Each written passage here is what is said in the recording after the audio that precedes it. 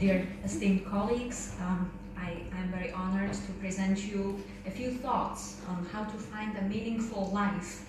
And this is the question that my students have been pondering about for a very long time. And you have heard much of the theory, because I see that one household holds the same ideas from Peterson and Franco. So I will not burden you with much theory, but I'm a practical theologian who has to focus on clear message to the students. So I will concentrate on main questions that interest them. And I will present you two thinkers that I find very inspiring, Viktor Frankl and Jordan Peterson. The question is, do we want to have meaningful or happy life? This is the main question that people have been asking, and they have been asking what's the difference between meaningful and happy life? Are they equal, or is there any difference? We live in the post-truth world. You have heard much about it, and I will just touch on some remarks. The pictures, you can see the same pictures, it's separately completely, so you can see some connection. But this shows you how difficult and how complicated the world around us is so far. It is complicated because life is dynamic, it has much to offer. The cultures are dynamic, have much to offer. There are a lot of issues mixing within the cultures, but what is the most influential in the present day time is the media. Media is like the mega power over our lives, and especially over the lives of young people, where it's very good to be informed, it's very good to be a part of this complicated world, but it creates the danger.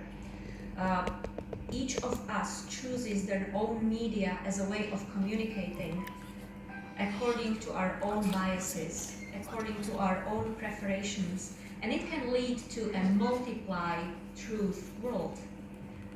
In fact, it may lead to post-truth world. Why? Because it can be seen on various levels. First of all, the scientists are quite scared of post-truth world because they say it's easy to cherry-pick data. It's easy to pick so-called facts and turn them into ideologies. It's easy to filter scientific fact messages through various filters and gain something completely different than the truth. So there is much confusion in the world of scientific research, so to speak. You can find many scientific facts on the internet. How do you recognize which are really scientific and which are the hoaxes? Or, which are really relevant, life-changing and important, and which are only very shallow, few ideas offering quick solutions to deep problems? Maybe for us, the scholars in our own fields, this is easy peasy, so to speak. For young people, this is very, very difficult. Because, when you Google some information, it will show you a lot of messages referring to either a phrase or a word. And usually what the students do is to click on first 2 or 3. These are not the most scientific ones. These are the most popular ones. So this is one of the ways how we can see that the media can twist the truth just a little bit, creating wide space of understanding. Then together with this problem, we can see the twist in the language, the collapse of meaning, how the words change their meaning, how we can use the same word that has been historically rooted in our language, but suddenly the meaning is completely changed. I think it's not only the problem of English language and English-speaking countries, it's the problem of all the countries that have been using internet. Foreign words are becoming a part of our language, but they change the meaning of our own words. This all together creates great chaos, so to speak, and it creates a very difficult position for us to act in and to be a help and a guideline for those who really cannot recognize by themselves the true path or the only path. So what I take as a very good help, I will skip this, I would like to present a few ideas from two men that have been very inspiring to me, and I think they continue to be inspiring for the future generations as well. Why do we turn to Viktor Frankl at first, Viktor Emanuel Frankl, to seek some answers? Because, as you have heard before, he also lived in a world where the variety of truth presented by the leading politicians and upheld and believed by the majority of the society led to uncertainty, fear, shocking behavior, abuse, and abolition of human life in a very disastrous way. He also lived in a highly post-truth world. So who was Viktor Emanuel Frankl? Just a few ideas from him. To show his world, we have been closing our eyes before these images, and yet they present the harsh reality of his world. His first-hand experience in this world, as he was taken to a concentration camp, not just one, but a few, as a well-known psychotherapist, but a Jew by his origin. He was not allowed to live his life freely in the society. He and his wife were forced by the Nazis to abort their child. Their child was not allowed to be born because they were Jews. Soon afterwards, the couple was arrested along with husband's parents and were departing to ghetto north of Prague. Within 6 months, this gentleman's father succumbed to exhaustion and died. In 1944, Viktor Frankl, his wife Tilly, and Frankl's 65-year-old mother were transported to the death camp at Auschwitz.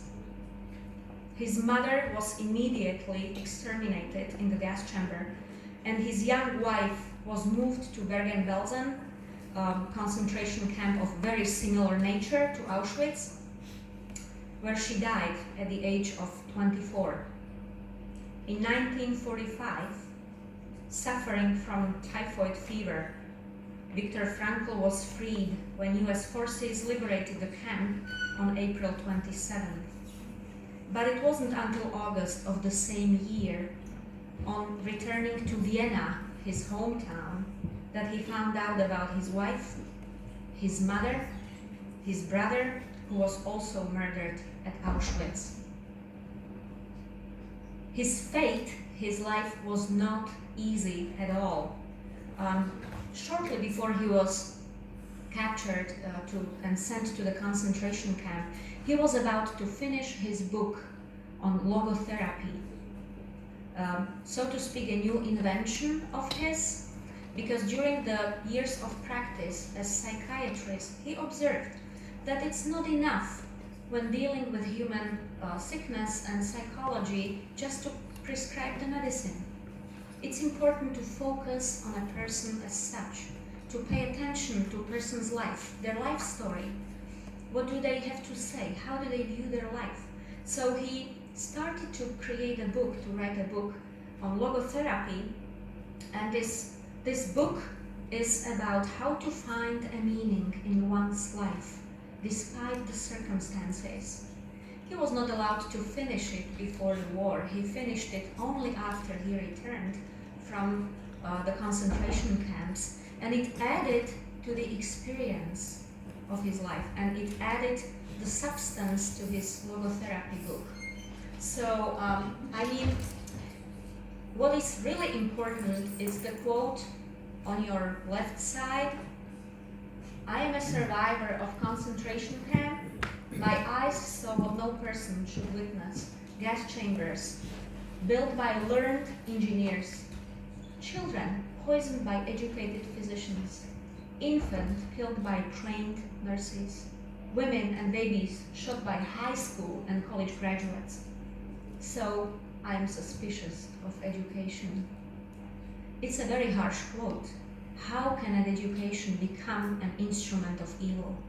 How can educational tools and institutions become the producers of evil thoughts? Franco was fighting with this idea, and that's how he presents his ideas on what your life can be and how we can find the meaning in it. And I will share just a few ideas with you because we don't have the time to read the whole book. Human being is a holistic entity. Human being has a few sides to their life. It's not only physical life, it's also mental life, it's also psychological life, it's also religious life. Despite all the difficulties, Franco was confessing Jew and practicing Jews. And he, as he went to the concentration camp, he was really pondering about the question of religion. And by observing himself and his fellow members and his fellow prisoners, he said, we had prayer groups. We never ceased to believe that God exists despite this difficult situation. And somehow or other, He's present with us in this situation. So human being is a holistic entity. The meaning of life is not an abstract theory, but concrete life situation.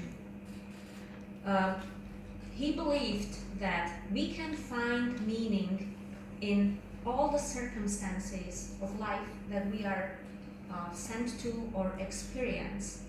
It's not the question, what can be better, but the question for him is, how can I find the meaning in this specific life situation? We may gain the meaning of life by orientation towards the values, or we have to live in the presence. We cannot be afraid of the future, nor we should be worried about the past. Just one quote maybe,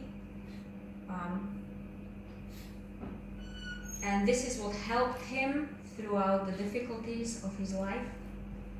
When we are no longer able to change a situation, we are challenged to change ourselves. So, to a very difficult question, how can we find a meaning in life that we live, there is no simple answer. But Frankl's answer or partial answer would be, if you cannot change the situation, think about how you can change yourself, how to adjust, where to look for some deeper motives, or how can you be of help to this situation. Now I will turn to a different man, more recent, and you have heard also about him. You have heard some of his thoughts that he offers, Jordan Peterson. He is a very well-known philosopher, thinker, but also psychologist in contemporary Western world. He has become very popular through his talks and books. He's Canadian and he is a professor of psychology at the University of Toronto.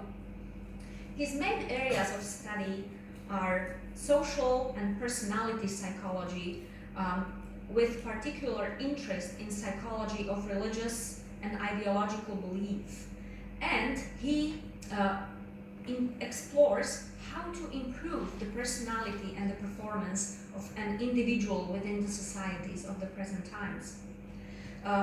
He is very famous for his 2 books, and he is writing the 3rd one. The first book is Maps of Meaning, the Architecture of Belief. And a simplified version of this quite complicated book is a book, 12 Rules for Life. Many people were asking him, just as they are asking us, their teachers, how do I find meaning in life? And as he was presenting his lectures, thinking, researching, he came up with 12 rules of life. What we need to say about him also, he would describe himself as conservative traditionalist. He's deeply rooted in Christian religious belief. He's practicing Catholic Christian, and he's very open about it, and yet he's able to enter the dialogue with the outer world. He's able to address the issues not only of Christians, but humankind in general, so to speak. So this is the key note that I would like to point out. Making happiness the key pursuit life is just hopeless. So if we attempt to seek happiness all the time, it's futile. We will be prevented from it by life conditions, change situation, difficult times. You know, it's a futile attempt. It's just not a pursuit that's going to fulfill itself. It's already complex enough to make anxious, painful, disappointed, and hurt. That's not a pessimistic viewpoint, it's the truth. So it's not the successful, happy life that we should seek. We should seek the meaningful life. How to make life more meaningful. And let me read a few sentences for 12 rules of life. It's very inspiring, and it's inspiring also for the scholars, because his approach to life is very, very simple. He's not trying to be overly philosophical, nor theological, nor psychologizing. His statements are very, very simple. Stand up straight with your shoulders back. First of all, your brain is constantly monitoring signals to figure out your position in society, how you see others, how you treat others, how you view yourself. If others know how you elevate your status, it may mystify them, and it can be complicated, it can be a challenge. But remember, if you stand straight, you will show them that your status is equal. Meaning, know who you are. Be conscious of yourself, of your strengths and weaknesses. Don't underestimate yourself, but don't put yourself above all the others. Treat yourself like someone you are responsible for helping. Many people are trying to put themselves above the others, being very important, and he says, you know, you are as important as are the people around you. That's the key to meaningful life. So if you take care of them, if you show respect to them, it will be mutual. Then you will realize the dialogue is possible.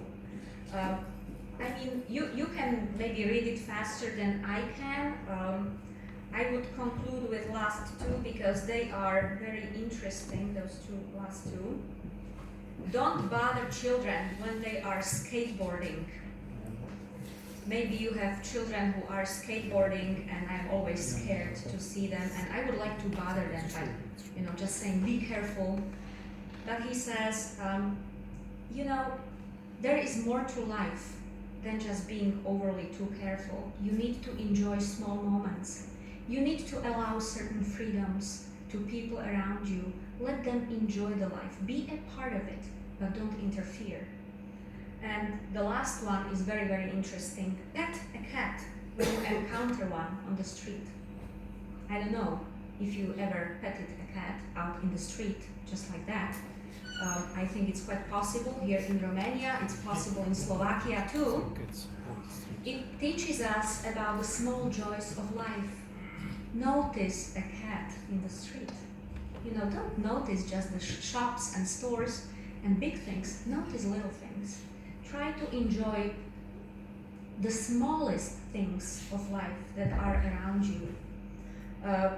Both of these men, as to conclude or to put together these thoughts, teach us that first of all we need to recognize who we are. We need to look at ourselves in a very honest way. So the question for them, when the life is meaningful, how you can find a meaningful life, the answer is if you recognize your true personality, if you can live your own authentic life, if you know what your strengths are, what your weaknesses are, if you know your expertise, and at the same time you know how to be a human being. For the scholars, you are a scholar. For the students, you are a guidance, so to speak. So how to find a meaningful life? Truly meaningful life must be built on foundation of truth, honesty, love, and respect. This brings us to the world of relationships. We live within relationships, our students live within relationships. If we know who we are, then the relationships are open for discussion and we can accept each other as we are. Thank you for your attention.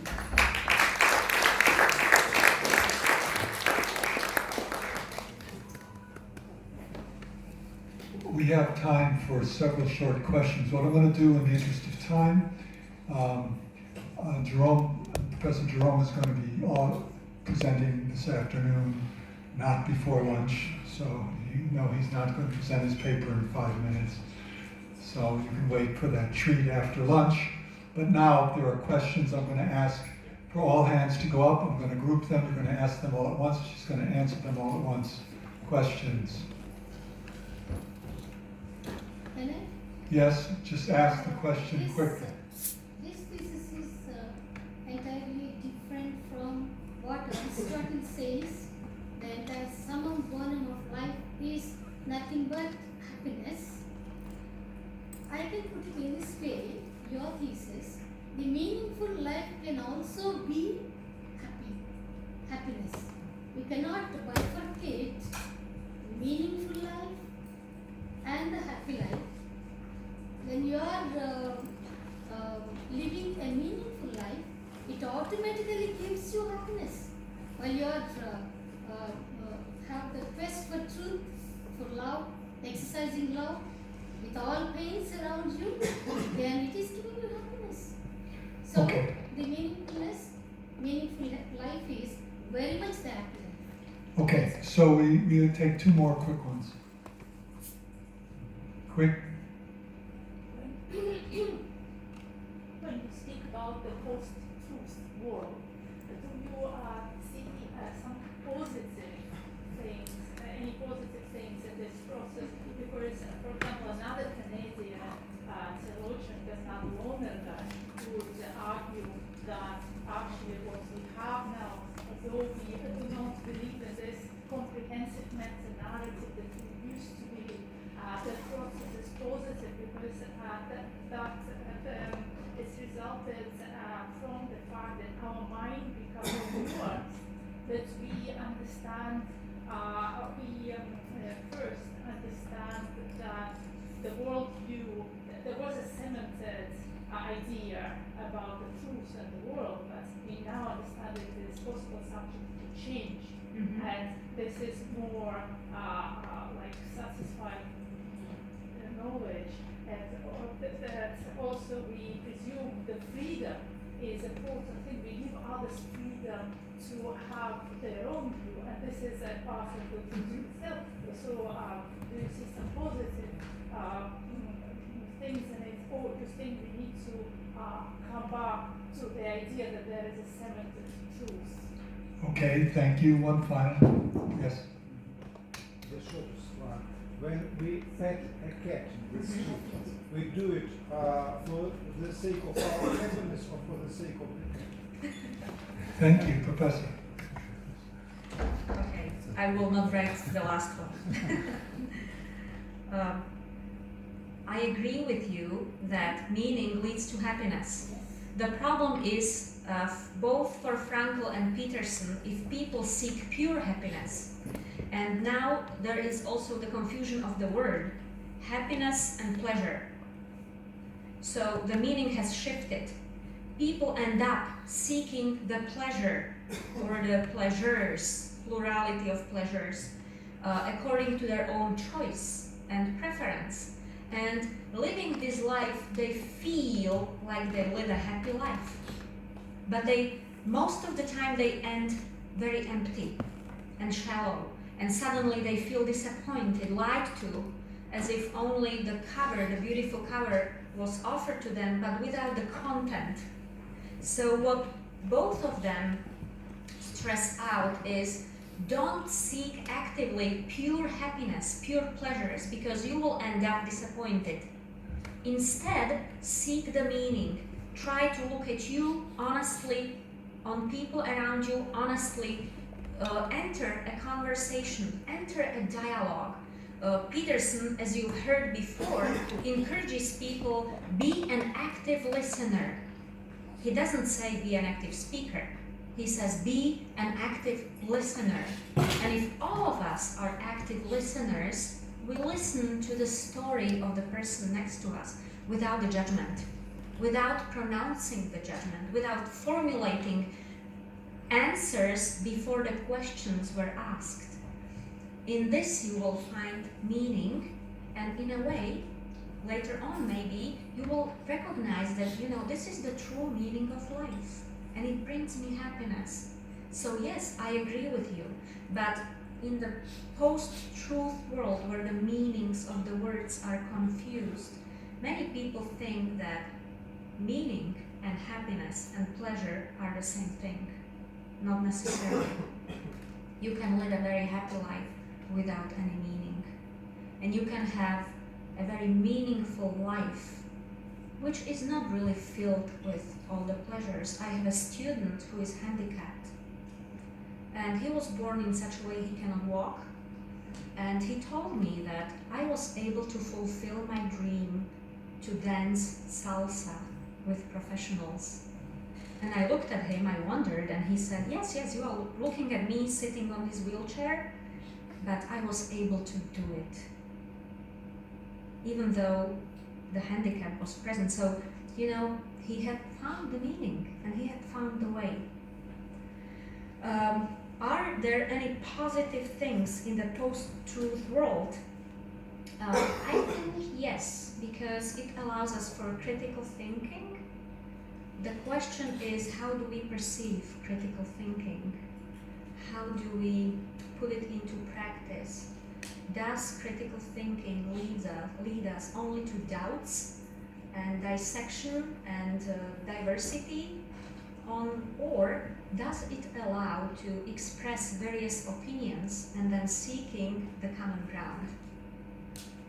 So even though, yes, we live in an era that doubts the meta-narrative that connected world for maybe 2,000 years, and we are downsizing it to my own or our national meta-narrative,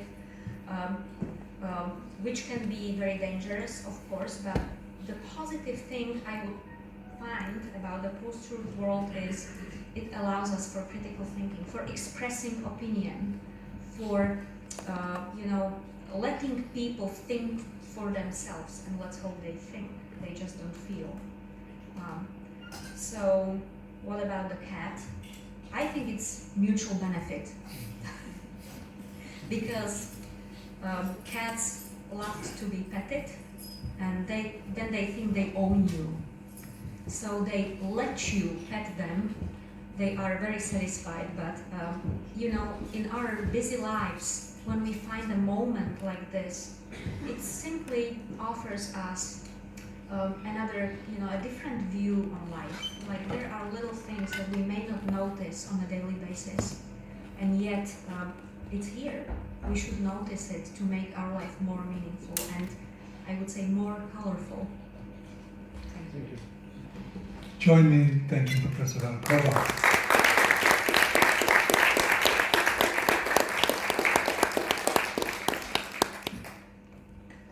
So, thank you very much. We'll go now to take lunch. We have some time because in the fourth section of today, two professors are absent. Professor Enrico Mendo Henrique from Portugal and Professor Abdul Rashid from Pakistan. Please follow me. The cars are ready to go. Yes, thank you. So can we leave this here? Yes, please.